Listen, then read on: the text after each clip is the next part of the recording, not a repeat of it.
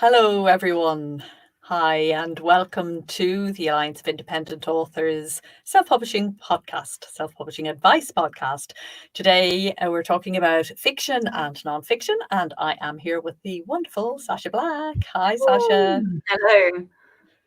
So this show is, as you regular listeners will know, is sponsored by Isart Inc. And their slogan is self-publishing where it doesn't feel like you're doing everything yourself. In other words, they will help you and hold your hand and bring you through the process. And that's very fitting because what we're talking about tonight is help and when to hire help.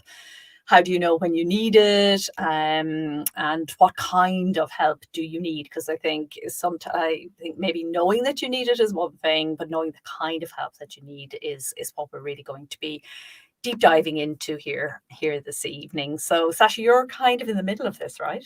I am. So I have brought on, I had an accountant last year, so that was the very first sort of external person, other than a designer and an editor who I worked with. This was somebody who I would have an ongoing relationship with. But in the last month, I've had to bring on a VA as well. So I'm now working with a VA. And so like my whole business is going through a bit of an upgrade. And so I have had to suck it up and ask for help, which I think for a lot of indie authors, not all, there's probably two schools of indie authors, but there's indie authors who will willingly ask for help. And, I wish I was them, but I'm a bit too much of a control freak and I don't really like letting go of things. And, being an indie author fosters that, it really, because we have to do everything ourselves. We build everything from the scratch, from the start by ourselves. So it was really hard for me to both admit that I needed help and then actually ask for help. So if there are people out there listening to this who are in that camp, I feel your pain. That's great, because really I think coming to the point where you need help is actually something to be proud of.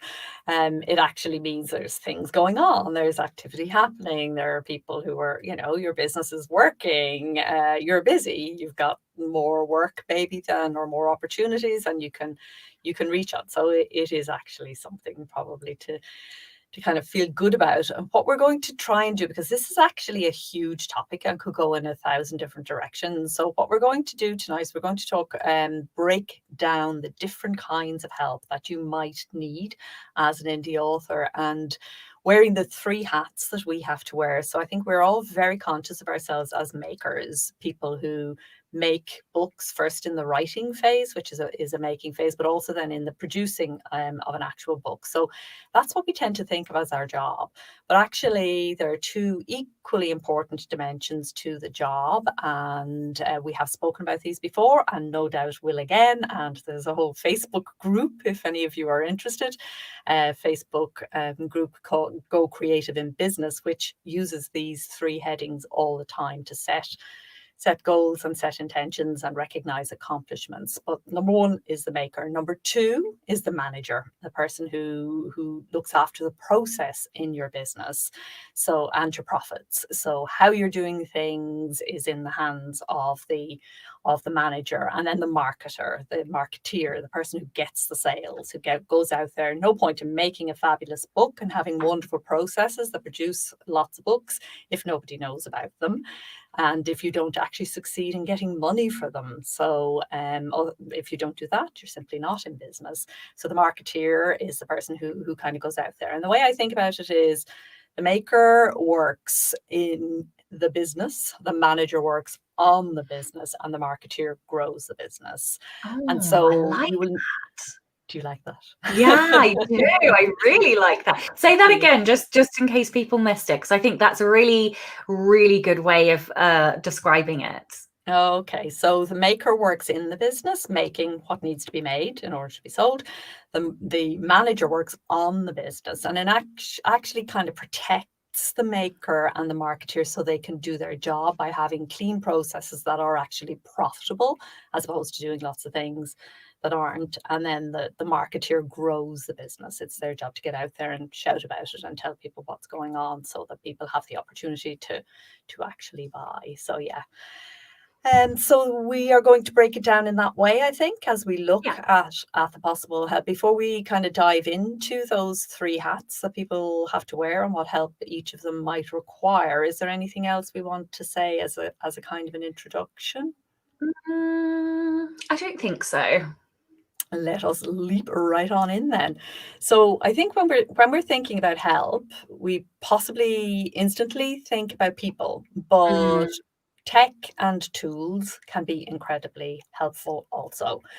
And so we are going to include tech and tools here in terms of thinking about what we might need help with. So yeah, go ahead. I was Here you just going go. to say, and on that note, we recently had a self-publishing advice conference, which was all about tools and tech. So if you are listening and watching and you are an ally member, then you can log into the Alliance of Independent Authors.org Yes, website. .org. We are a non-profit. Yeah, .org. into the member website, and you can navigate to advice conference and get all of the login details. And if you're not a member, then you can purchase a 6-month or lifetime access pass by visiting the just type into Google self-publishing advice conference and you will find all about it. And there are stacks of tools and amazing presentations and speakers in the last conference all about the tools and tech that can help you in your business. Yeah, it really was an eye-opener. And I think, those of us who kind of do this all the time, we were surprised at how many tools we came across that we hadn't heard of before. So yeah, good catch. And it's worth saying for those who are not ally members that there will be a sale coming up around Black Friday time. So keep an eye out for that. Okay, so let's talk about writing.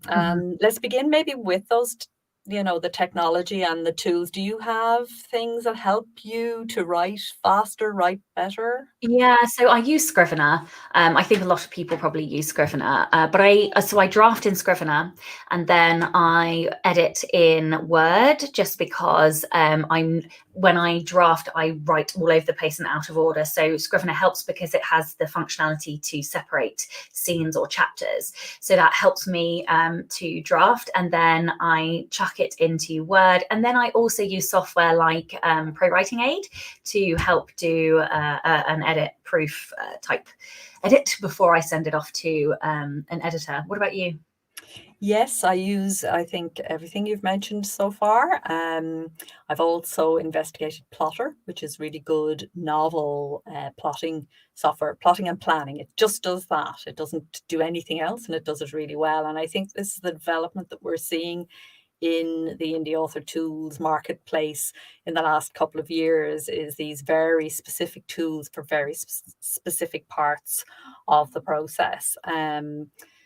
Fictionary is another great one, which actually allows you to self-edit as you go. And before you hand your book over to a professional editor, it really guides the self-editing process. Yeah, and that one focuses on like a developmental story edit rather than ProWriting Aid, which focuses much more on the line work. So yeah, they actually both work together really, really well. That's very true. And in fact, one of the sessions in the self-publishing advice conference that you were talking about is ProWriting Aid and Fictionary together, talking about how to use their two platforms together. So yeah, they are really good tools. And then for writing, are there people who can help? Do we have to sweat every word out, through beads of blood coming out I of mean, our you could. foreheads? Yeah, you could. No, I mean, so it really depends whether, like, where you are at and what your goals are. So, of course, you could work with a co-writer and a collaborator to co-write something together. And then there are many different ways to work that process, but obviously you're going to do less of the work and it's going to be more of a collaboration. Then, and in the same vein, you have ghostwriters as well, who would write on your behalf, usually with guidance. Sometimes in the style of your voice, unless it's sort of your first book and you are not publishing necessarily in your own voice, or they will write, they're very good at what's the word? Ghostwriting. So embodying whatever tone, whatever style, whatever cadence you want them to create for you. And then critique partners or beta readers is probably another one. So I mean, they're more or less one and the same. People will argue the toss over the difference between them, but typically I see a critique partner as somebody who is a writer and will look at your work, give you feedback on it before you will then do another edit based on their feedback, and then it will go to an editor. And then beta readers tend to be readers, but I don't know if that's just my definition or whether it's an accepted definition, but lots of people like to argue about those two. I don't know if you... I think that's a pretty good breakdown of the two. And then you can get tools that kind of meet people, because one of the tools again in Self-Pub.com was beta books. And they actually provide a platform now, because beta readers are so widely used in the community. They provide a platform for actually managing that whole process of getting your book to beta readers and getting them back on time and making sure they tackle what they should, and managing the whole flow of that. So yes, a nice tool as well. So and I think when it comes to ghostwriting and things like that, you really do need to think about you and your business and why you're doing it. I mean, for some writers, the idea of getting a ghostwriter is just like completely and utterly, why would I do that? I'm here because the whole thing I want to do is write. For somebody else, it might be, you actually, what you want to do, what's most important to you is a business, and you can see, I ain't going to get enough books written between now and whenever to have a business, so I need to get somebody else in kind of help that. And you said something very interesting before we came on the air, and I'm not sure if it refers only to writing or to all the different aspects, but you said that you feel non-fiction authors are more likely to hire help and need it sooner, or something like that? I think non-fiction authors are more likely to need help sooner, purely because the tendency is for them to have multiple streams of income, which means the amount of admin in their businesses is probably tenfold. Where people, if you have a fiction author who's writing in 4 different genres, they're probably going to need, help very quickly as well. But for, I guess, the what you would class as normal indie author who's writing in one genre, compared to a non-fiction author who's likely to have some kind of business around their book, I think a non-fiction author will probably require help sooner. Just for all of those reasons. They have multiple streams. They are often running a business as well. Sometimes their book is a business card rather than being an author as their predominant field.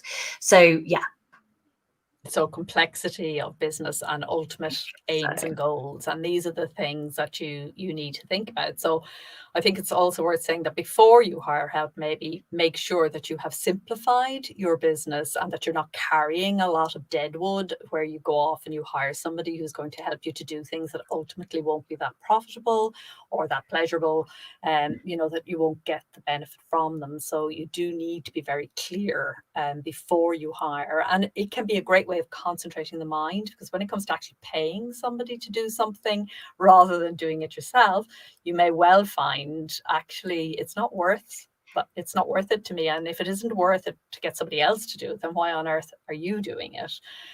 I have just been through that, so I can, I can 100% vouch for that. The minute I had to hand over cash, I was like, wait a minute, should I be doing this?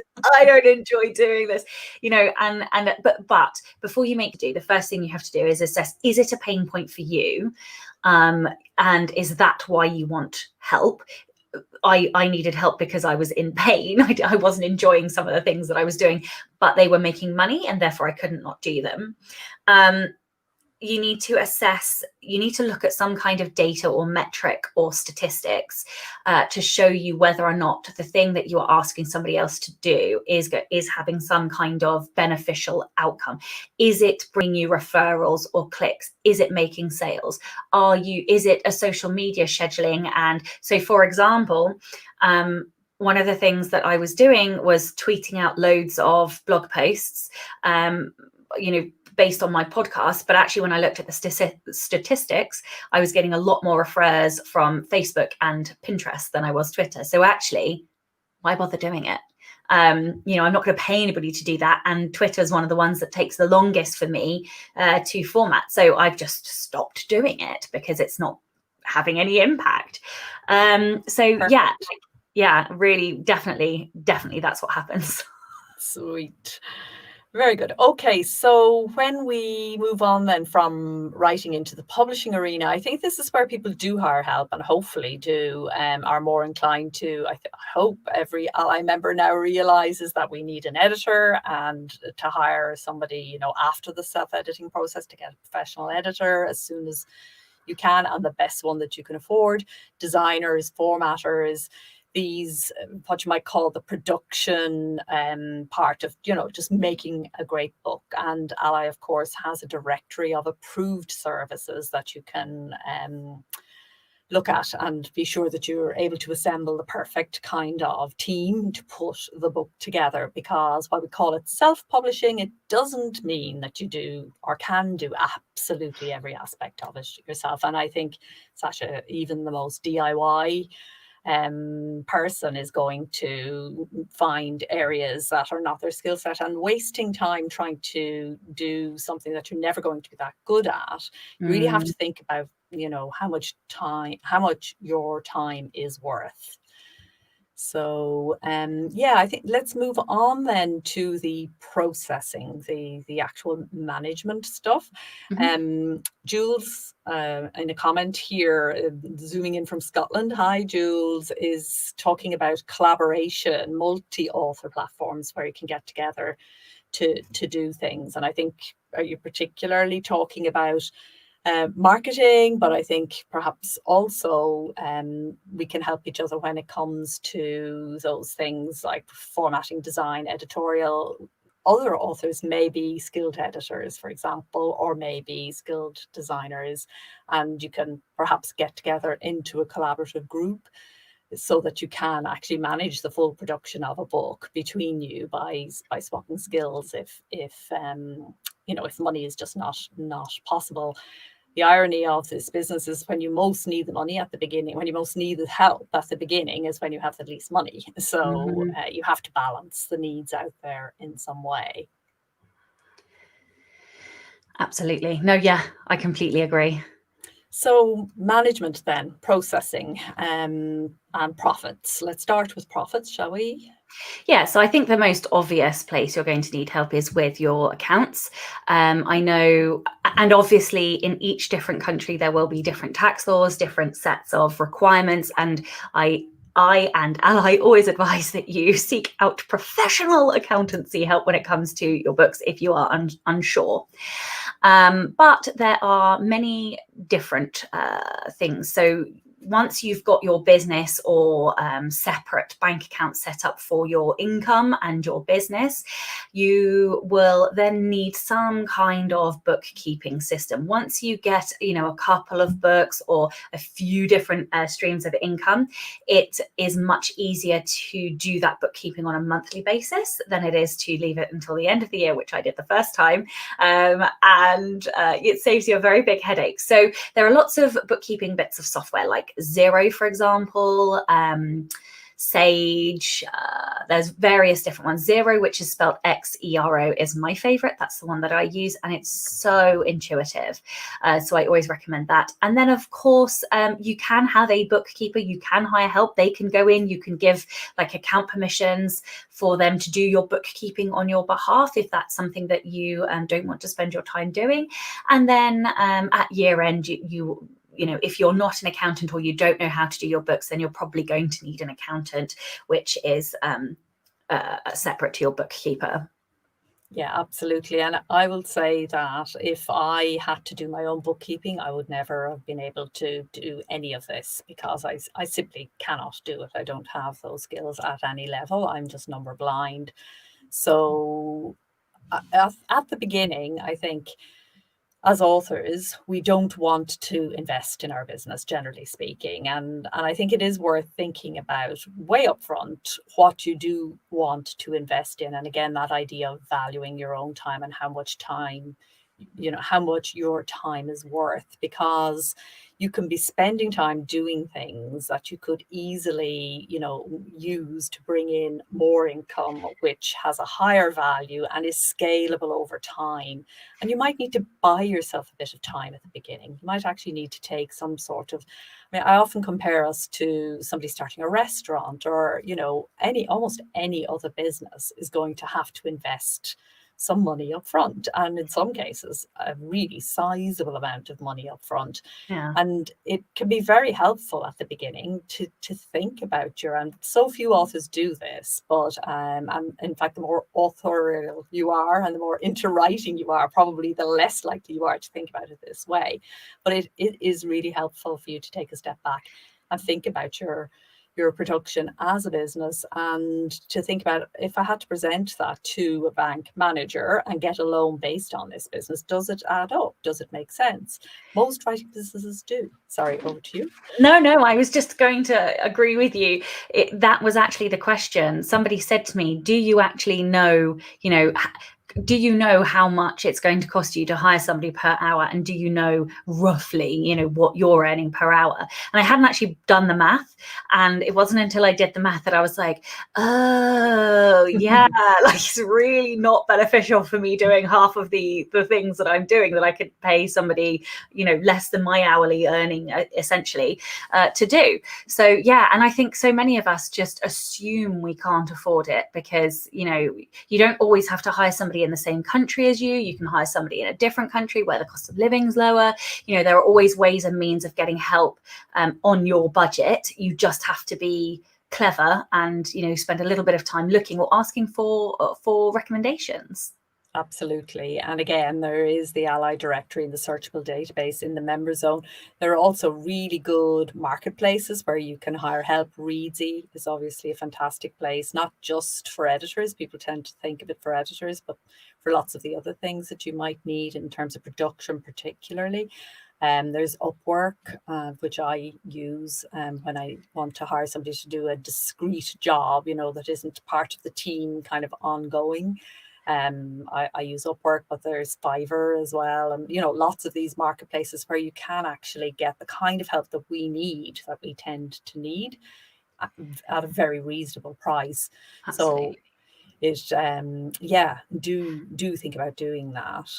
So I think it's time to talk about the elephant in the room. And I didn't mention this to you before we started, but for me, the whole elephant in the room for this conversation is about process, because I think if you as indie authors are anything like me, you just made stuff up as you went along, and you created random processes that may not have been efficient, they may not have been the best way, but they worked for you, and you didn't have time to make them fantastic. And so you got to the point where everything was a bit of a kerfuffle and a mess, but it worked because you knew how to do everything. The problem is, when you then bring on help, you have to be able to explain your process to somebody else, and that's where the most important aspect of bringing on help is clarifying your processes. And I have had to go through a whale of a time being able to hand over stuff. So if I talk about some of the things, and maybe you can add a few things in, I had to create a file structure, like a file naming structure, because I just stuffed stuff in that folder, and then I stuffed other things in that folder over there, and only me knew where anything was. So yes, you need a very clear file, even a file naming structure, so that if whoever's working with you has to add files in, they know how to label and name files so that you can then find them independently of each other. You need some kind of communication system. You need to work out how you are going to communicate with each other, be it WhatsApp or Messenger or Slack or whatever. And then you need like a storage. So I've sort of talked about file structure, but you need a mutually, what's the word, where you can both access a storage. So for example, I have a VA helping with my podcast now, and we're putting all the files into Google Drive because both of us can access it. You also need to think about your passwords and protecting your passwords. So LastPass is something that I'm using, and I put my passwords in and they have the ability to copy the password, but without seeing the wording. So that's another mechanism you've got to think about, like your security and those kinds of things. And I'm just trying to think, you also need to be able to communicate instructions and step-by-step processes. So what I did, because I just could not get it onto paper, was I did a video and I walked through every step of the way through my, scheduling a podcast and uploading and all of that stuff. And that's how I was able to communicate. And we've changed and edited and updated processes. And that's one of the things that I think you need to be cognizant of, is that you may have to change some of your processes in order to accommodate both something that works for you and something that works for the person that you are working with. And in my experience, a lot of authors can find that quite a frustrating period. But it is actually, if you can understand how much it is improving your own processes to have to do it that way, because if they're not making full sense to somebody else, chances are you're wasting time searching for files that you can't find, or doing things in a long roundabout way that you don't necessarily need to do. Or you also find, as you do up a process document for a virtual assistant, you find, oh gosh, I've got 4 steps there, I actually only need 2. Because that's just the nature of when it grows up organically. It just is a bit messy, and it just needs a bit of tidying up. The other thing I found back when I started hiring was that I then looked at my own writing and publishing process, and how, just the steps between idea, notes, how I hold notes and things on different books and different genre, and how it turns from notes into text, and how it goes on through the editing process and design and so on. Just making that process as smooth as possible. And I think a lot comes together when you begin to get a bit of a team who get you, be it one person or more, who actually understand your way of doing it, and who know how, they know the way you think, and they can bring their strengths to balance out your weaknesses. And I think this is one big important tip, is don't hire people who have the same strengths and weaknesses as you. Hire people who have different strengths. And I think that's really, really key. Got a couple of questions. Yeah, do you want to have a look? Yeah, so Vicky says, I'm in the US, so this may not be applicable in other countries, but my file system for financial stuff, receipts, invoices, bills, statements, is based on my federal tax return. Each line on Schedule C is a separate category with multiple file folders within each. Other files, research, marketing, etc., are color-coded so I can find them easily. I think that's great. And I think it would apply no matter what country you're in. Look and see how your particular tax people work out the expenses that you're allowed and so on, and follow their method, because that makes it all so much easier at the end, rather than you having different terms for, say, marketing expenses than they have, or whatever it might be, or dividing things up in different ways. That's exactly it. Thank you. Yeah, no, I think also it is a really good tip, just to reiterate that point. Whenever I bring on something new or do something new in my accountancy software, I always refer to my accountant and say, how would you like me to categorize this? So like, for example, when I started paying a contractor or a freelancer, I'd never done that before, so I didn't know how to attribute it. So yeah, and that just means at the end of the year, there's no, confusion about what anything means. Jules Horn says, did you find a VA who already had processes you could tap into? I'm guessing that's directed at me. So I found a VA via a recommendation from a friend who had a VA already working for them, and they are also an author. So they knew a lot of the things that I would be asking them anyway. And so I trusted that recommendation because I trusted the person. And they have skills that I do not. They are frighteningly efficient when it comes to administration and detail and consistency. And I'm none of those things. You're not so bad, I would say. Having worked with you, I've seen a hell of a lot worse. But including myself. She laughs, hollow laughter from Sacha. But I think, author VA is a growing job category. Lots of people are getting into this because 10 years ago, it just didn't exist. You had a handful of best-selling authors who ever would even think about hiring assistants. Now it's becoming so much more common, and it does help if you have somebody who understands what it is to be an indie author and some of the needs and things, especially when it comes to the third category that we're going to be looking at, which is the marketeer category. Somebody who has social media experience may not understand what it is for an author to do social media, because it is quite different. There's to just take an exaggerated possibility, but in a lot of businesses, social media is very pushy and can be quite out there and brash, even crass in some cases. That will not work mostly with readers who don't tend to like that sort of approach. They just move off it.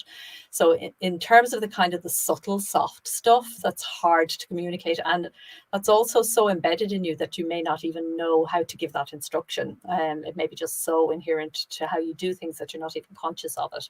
I think it can really help if you get somebody who has experience, but it isn't necessary. One of the people that I work really, really close with hadn't any experience working with authors until she worked with me, and it's she's absolutely fantastic. So it isn't necessary, but I think to answer Julie's question, that it certainly can help.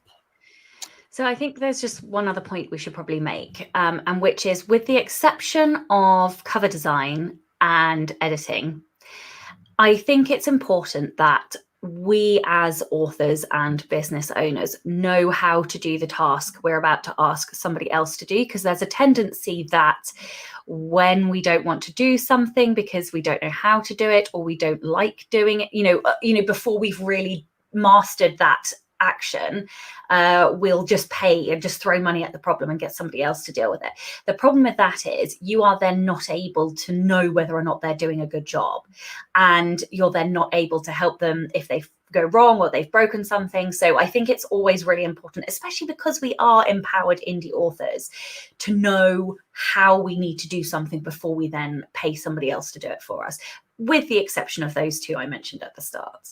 Yeah, I think it's absolutely key. And the more you know about also editing and design, you can feed in, but you won't have the hands-on experience of those. I find this problem is worst with marketing. There is a sort of a fantasy that goes around that authors have, especially when they start out, that they can give the marketing to somebody else and somebody else is going to be able to. And it's probably the aspect of their work after the writing that they really cannot hand over. You've got to be part of the process that actually works out who your ideal reader is, who are your comparable authors. All of that is something you have to be very involved in. And a lot of the time, authors are still thinking about traditional ways of marketing, rather than the kinds of ways that actually sell books for indie authors. So just to talk a little bit about some of the tasks that are very handoverable, if that's a word, in the marketeer zone, the book, the person who's growing the business and out there kind of shouting about it, the book promotion and marketing. So obviously launching a book, you can get a lot of the actual administration, a lot of the work there, while you will have to craft probably the descriptions and the creative that goes into your launch materials. A lot of it after that is really quite administrative and can be handed over quite easily. And it really helps. It keeps your energy for actually launching the book and talking about the book. So, setting up podcasts, blog tours, any of that kind of thing, your email marketing, while you might write the actual content, and same with your social media, you can get help with the actual setting up of it. On everything can be pre-scheduled now. It doesn't all have to be done at the time. You can, plan it out well in advance. Advertising, similarly, you will be involved in the creative and the making of your social media posts and ads is part of the maker, but the actual getting them out there and making sure they're reaching the right people, that's the marketeer who has to do that. SEO, search engine optimization, which we don't have time to explain what that is, but look it up. It's very important in terms of making sure that your book is found, or at least that you've done your best to enable it to be found by somebody who wants to discover a book like that. These things are best handed over, especially if you don't fully understand what you're doing. You can get some help with it once you understand the principles of what you're doing. The categories, the keywords, the kind of reader you want to read, the comparable authors that you have, but they can actually then help you to set up the structure, prizes and giveaways also. Anything else on the marketeer end? That's about it, I think. No, I don't think so. Yep. They're pretty much the major ones. So yeah, and I think the final thing to say is, in terms of help, working with somebody consistently is a lot better for you and for them, and creating a relationship over time. Getting somebody new all the time is quite wearing, because you have to keep training people in. It takes a long time sometimes to explain all that soft stuff that we were talking about. So, the way to make sure that happens is be decent, be caring, a kind of person to work with, be fair, pay your bills on time, pay quickly. A lot of people who will be helping you will be relying on that money. They're not big corporations who can have a 30 or 60 or 90-day waiting period. Pay as quickly as you can. See the time that you're putting into your assistance as an investment, and take your time. Take care to actually communicate well, slow down, probably things that you can kind of bang out yourself. You need to just take a step back, take a breath, make sure you fully understand before you commission them. Try to not muddle people up, and just generally being respectful of their time and their skills and their energy, as well as your own. Any other tips on working with people? I don't think so. No. Okay. So yeah, that's it, folks. I just will read Jules' comment here, the final one, because I think she's got saying some really sound and interesting things. It takes so long to learn everything yourself, 2 to 3 years to get your head around processes, ads, SEO, etc., which I agree it's necessary to understand.